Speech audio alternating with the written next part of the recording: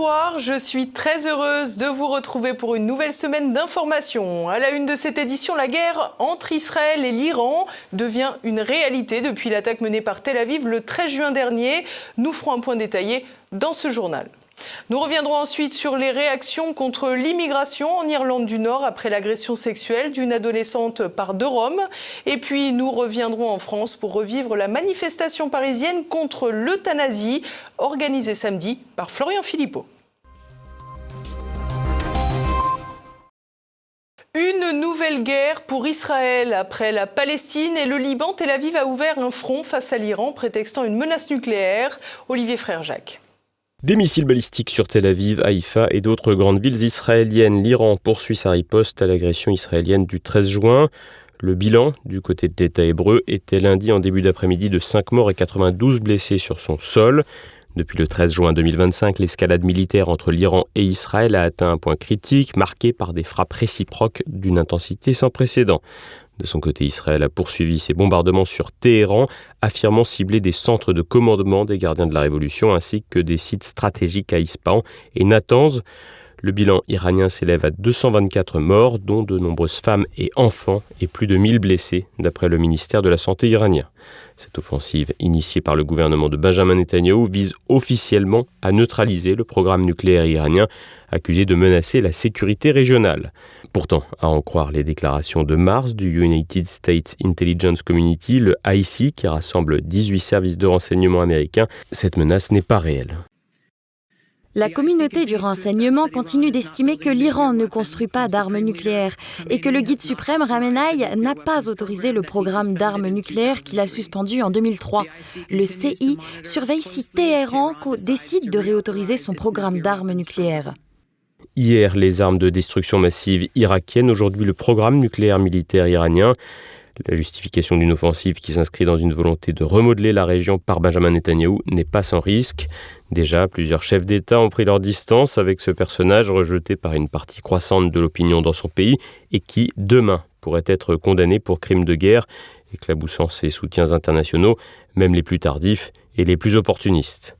L'opération Rising Lion semble autant motivée par des calculs politiques internes, ici une fuite en avant face à la grogne des oppositions, que par des impératifs de sécurité. En attaquant l'Iran, adversaire ultime d'Israël, le Premier ministre peut espérer le soutien d'une majorité de ses concitoyens.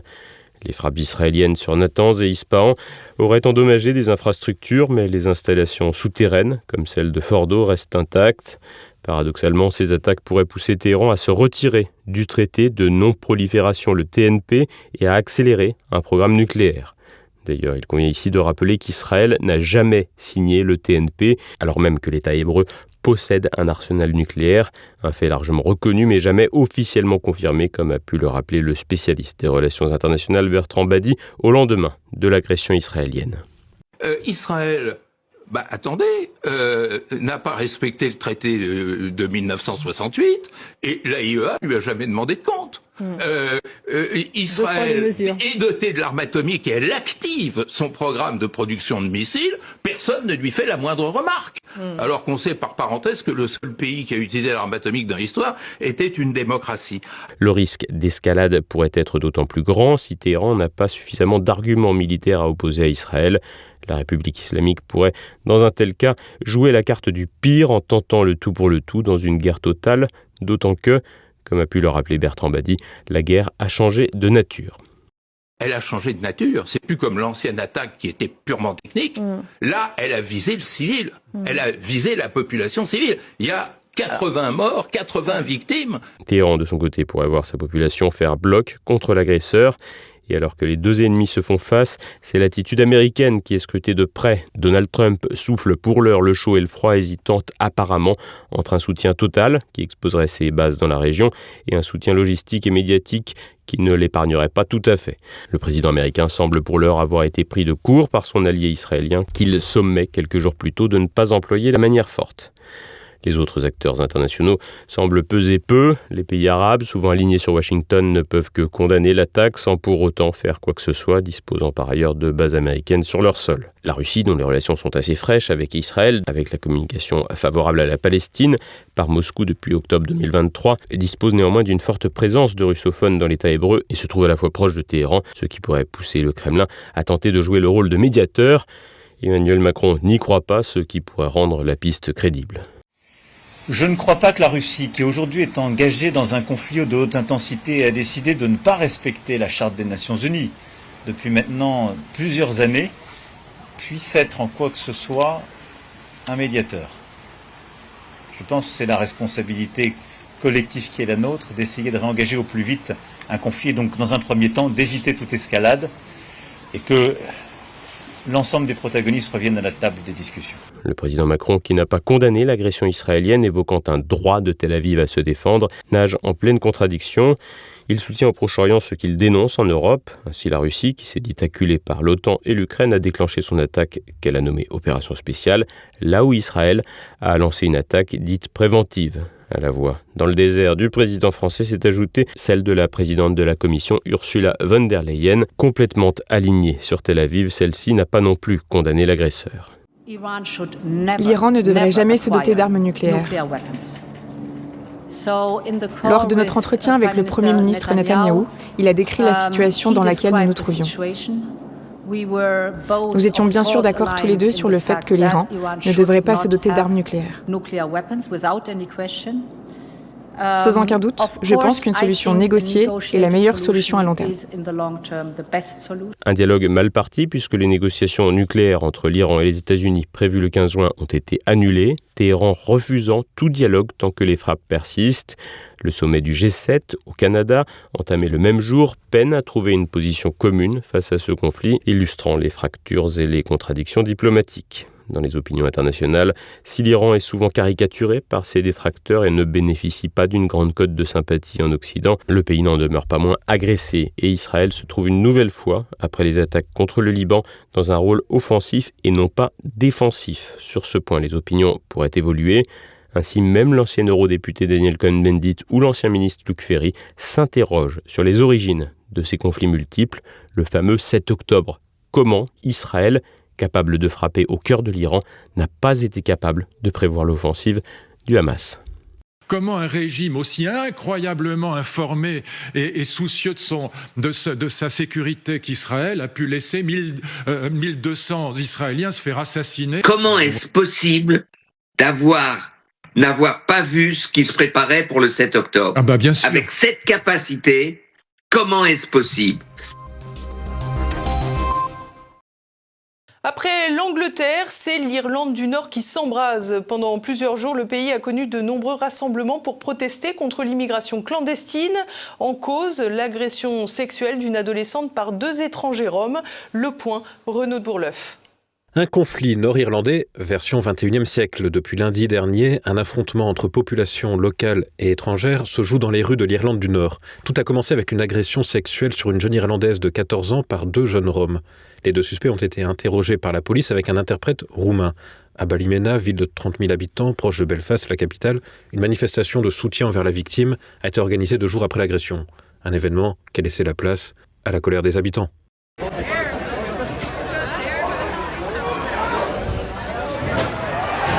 La contestation s'est très vite étendue à d'autres villes. À Pordon, ville de 20 000 habitants, près de 400 personnes ont manifesté malgré la pluie. En une semaine, 60 policiers ont été blessés durant les événements.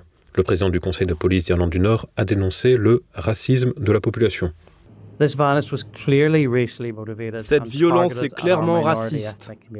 D'autres sons de cloche se font entendre, à l'instar du député Reform UK Nigel Farage, qui estime que c'est le résultat de la politique d'ouverture massive des frontières menée pendant plusieurs années. Abondant dans ce sens, le député unioniste Jonathan Buckley a déclaré aux médias GB News que la population a le sentiment d'être abandonnée par les dirigeants. Qu'ils soient travaillistes ou conservateurs, ils ont abandonné ce pays. Leur politique frontalière a provoqué au Royaume-Uni de vastes vagues d'immigration incontrôlée et, dans de nombreux cas, d'immigration illégale. En Irlande du Nord, l'explosion migratoire est moindre qu'en Angleterre ou en Écosse. Mais depuis une dizaine d'années, Belfast et les villes alentours sont devenues une plaque tournante des clandestins, transitant par la Grande-Bretagne et utilisant l'Irlande du Nord comme dernière étape avant la République d'Irlande. Selon le média local Irish News, la plupart des personnes impliquées dans les émeutes sont issues d'une communauté ouvrière, unioniste, dans un territoire marqué par la désindustrialisation. Cette population a subi de plein fouet les conséquences de la crise sanitaire, puis la hausse explosive des factures d'énergie après les sanctions décidées par Londres contre la Russie. Pour beaucoup d'habitants, l'arrivée massive d'une population ne s'adaptant pas à leurs habitudes est devenue intenable, et l'agression par des Roms d'une adolescente a été la goutte d'eau qui a fait déborder le vase. Un scénario qui rappelle les événements de l'année 2024, après le meurtre de 3 fillettes à Southport en Angleterre. Et la tendance pourrait s'accroître alors que l'immigration, malgré le Brexit, atteint de nouveau des records. Florian Philippot, mobilisé contre l'euthanasie. Samedi, le président des Patriotes organisait une grande manifestation parisienne pour protester contre le projet de loi sur la fin de vie de la Macronie. Nous étions sur place. Ça accélère même, il faudrait inverser cette dynamique, remettre de l'humain dans les soins, dans l'hôpital, bien mieux considérer... C'est une loi qui ne dit pas son nom, c'est effectivement une loi suicide assisté euthanasie, dite aide à mourir, qui est en fait une rupture anthropologique. Dans tous les pays où ça existe déjà, ça a été une rupture anthropologique. Pour moi, c'est une étape de plus franchie vers justement la génération mortifère. On nous avait interdit la peine de mort pour les criminels, mais aujourd'hui, c'est les faibles qu'on va tuer. Ça a créé une espèce de pression insidieuse sur la tête, sur les épaules des éligibles à la loi, qui sont nombreux, hein, des personnes handicapées, des personnes malades, des personnes âgées, des personnes dépressives. Et les critères sont de plus en plus souples année après année généralement. Nous sommes face à un gouvernement qui donne beaucoup d'argent pour l'Ukraine et pour beaucoup de choses, mais qui ne pense pas aux hôpitaux, qui ne pense pas au peuple français. Il y aura la société qui mettra une pression parce que, d'abord, les êtres humains ne sont plus productifs et qu'on est maintenant dans une matrice techno-économique où il n'y a que le profit qui compte. Voilà. Et la concentration du capital.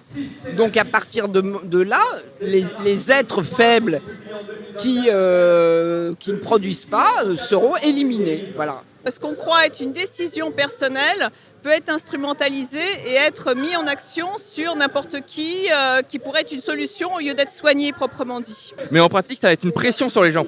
Les gens ils vont se dire je prends la place, je coûte cher, et ils oseront peut-être moins se plaindre de mauvaise qualité des soins. Ils vont se dire sinon on va me dire si vous n'êtes pas content, il y a la piqûre. Dans le Covid, on manipulait quoi? On manipulait la peur et la mort.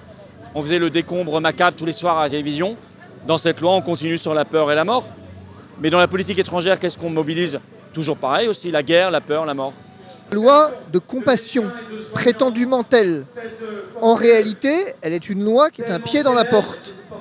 C'est-à-dire qu'elle vient vous faire basculer dans un changement civilisationnel. Exactement comme l'aura été le mariage pour tous. La finalité, elle est double. Il y a une finalité idéologique, avec une anthropologique et eschatologique, avec une idée de la vision du bien et la vision du mal. Et ensuite, il y a une notion de capitalisme, ni plus ni moins. Le capitalisme de la vie, le capitalisme de la mort, avec un homme qui est variable d'ajustement.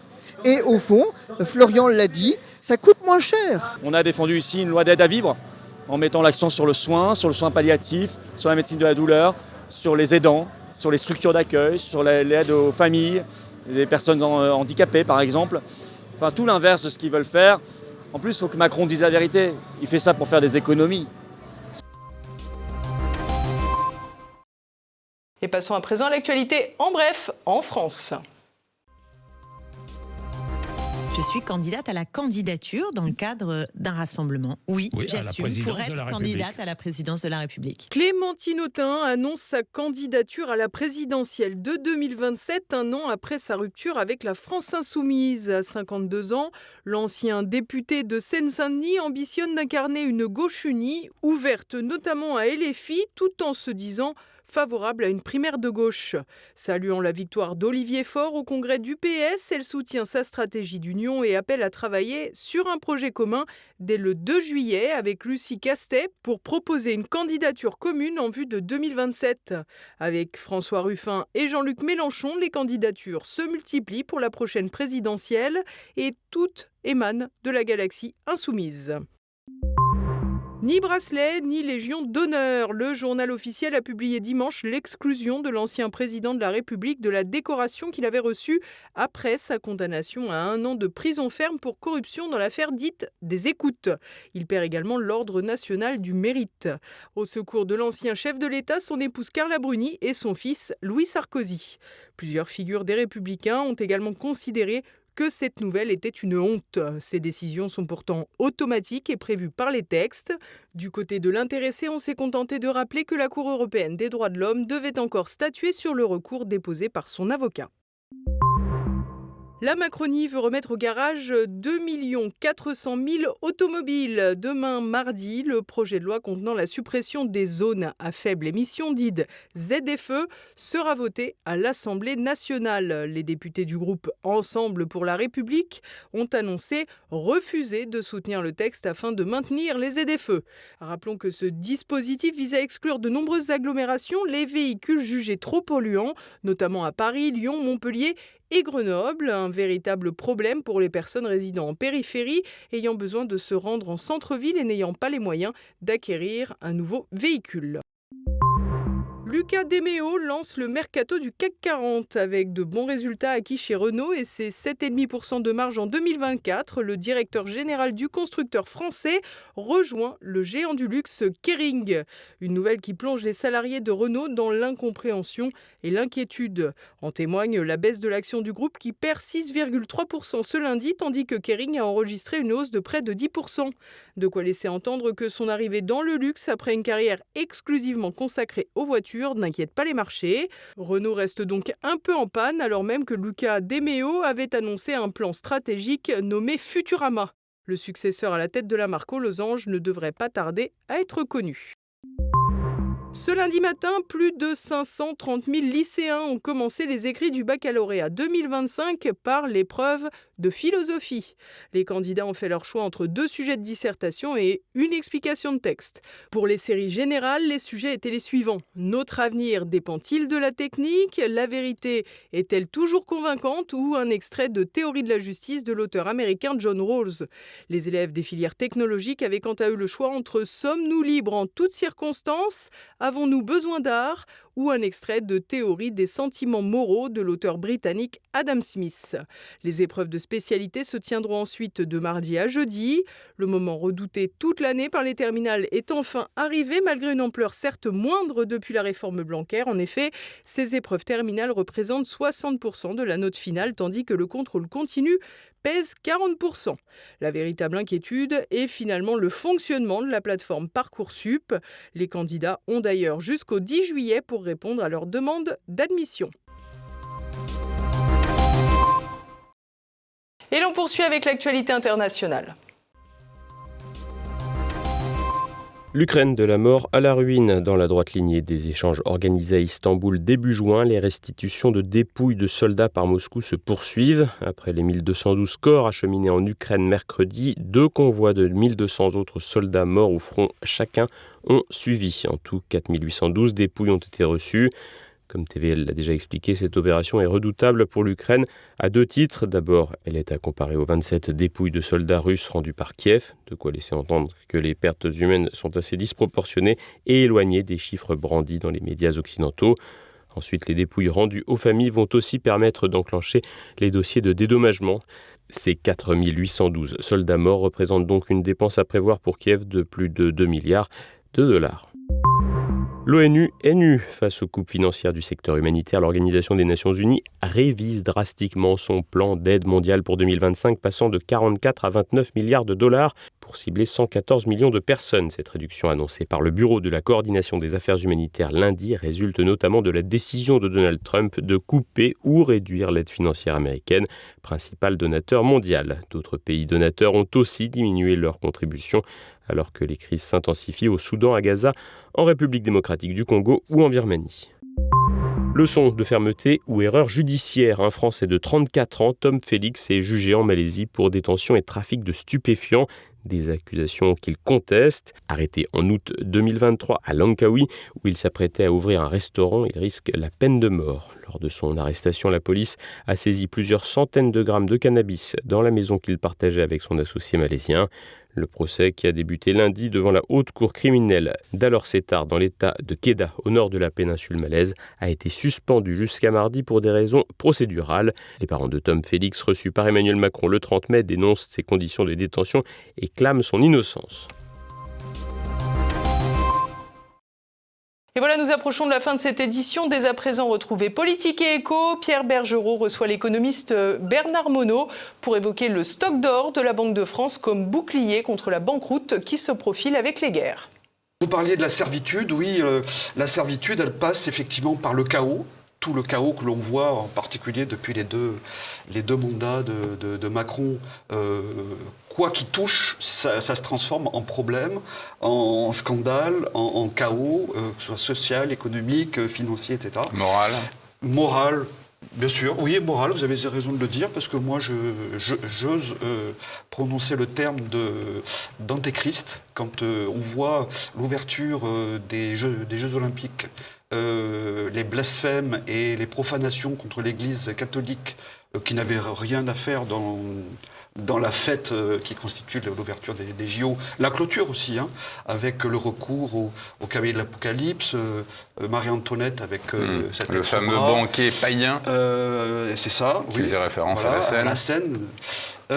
Donc on est dans ce délire qui devient collectif, hein, parce que maintenant les gens s'en aperçoivent même pas, ceux qui n'ont pas les repères. Demain à partir de 7h, retrouvez le Zoom du jour. Catherine Rouvier, docteur d'État en droit public et sciences politiques, appelle les Français à sortir du syndrome de Stockholm avec son nouvel ouvrage « La France Colin-Maillard ». Est-ce que vous considérez, en la connaissant, que Marine Le Pen est apte à être présidente de la République aujourd'hui ?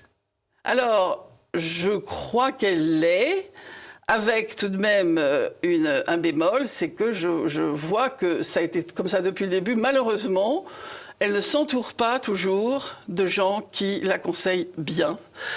Et on vient encore de le voir en Calédonie. Je trouve que, bon, voilà, elle a pris un parti qui n'était, à mon avis, pas tout à fait celui qu'il fallait prendre. Mais c'est un parti d'apaisement. C'est un choix politique, si vous voulez. Hein, on comprend bien. Apaiser. Mais est-ce qu'on ne fait pas ça depuis 40 ans pour rien là-bas? Et est-ce que en France, on ne fait pas ça aussi depuis très longtemps? Alors, il est certain qu'en démocratie, pour gagner, il ne faut pas s'arrêter à 37% où ils sont aujourd'hui. Même si c'était Bardella, il est crédité 37%, ce qui est quand même énorme. Mais il faut arriver à 50%. Et voilà, c'est déjà la fin de cette édition. Merci à tous pour votre fidélité. Rendez-vous demain, même lieu, même heure. En attendant, portez-vous bien. Bonsoir.